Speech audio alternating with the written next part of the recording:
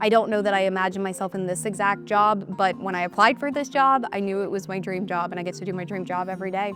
I'm Sarah Donaldson and I'm a reporter-producer for the State House News Bureau. So as a reporter-producer, I tell stories at every step. I do interviews. I interview Governor Mike DeWine, state lawmakers, everyday Ohioans who care about public policy at the State House, and I work out of this beautiful building every day. And I tell stories about a lot of different things, but it all has to do with public policy, with government, and with politics. Politics affect everyone, and more local politics, like state politics, affect everyone even more directly. And politics have also become really divisive, but I get the opportunity to hear both sides, to hear all sides, whether that's one side, two sides, five sides.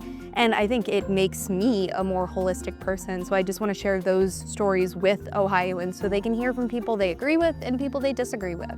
When I was younger, I didn't imagine myself being in this exact job. I knew I wanted to be some sort of a journalist from a young age. My parents are former television reporters. They worked in local news in a bunch of different cities in Pennsylvania, but I didn't know exactly what I wanted to cover, what medium I wanted to cover it in. Luckily, in the 21st century, journalism is not just print journalism or radio journalism or television journalism. You're doing it all as a reporter. So I don't know that I imagined myself in this exact job, but when I applied for this job, I knew it was my dream job and I get to do my dream job every day. Outside of work, I do read the news a lot. I watch the news a lot, so that's something that I do even when I'm not working, but I'm also a runner. I got into running around the time that I started this job, so going on 2 years ago. I'm training for another half marathon. It'll be my second half marathon, so running takes up a lot of my time.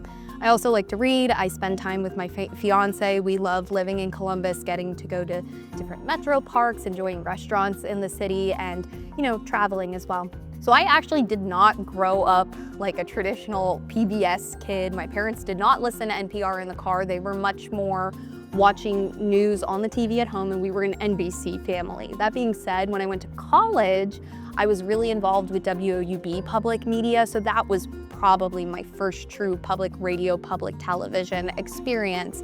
And it really shaped my perspective on the kind of journalism I wanted to do, because what I love about public media is it's so accessible to everyone. It's not behind a paywall. You can get in your car and you can tune into your local NPR station.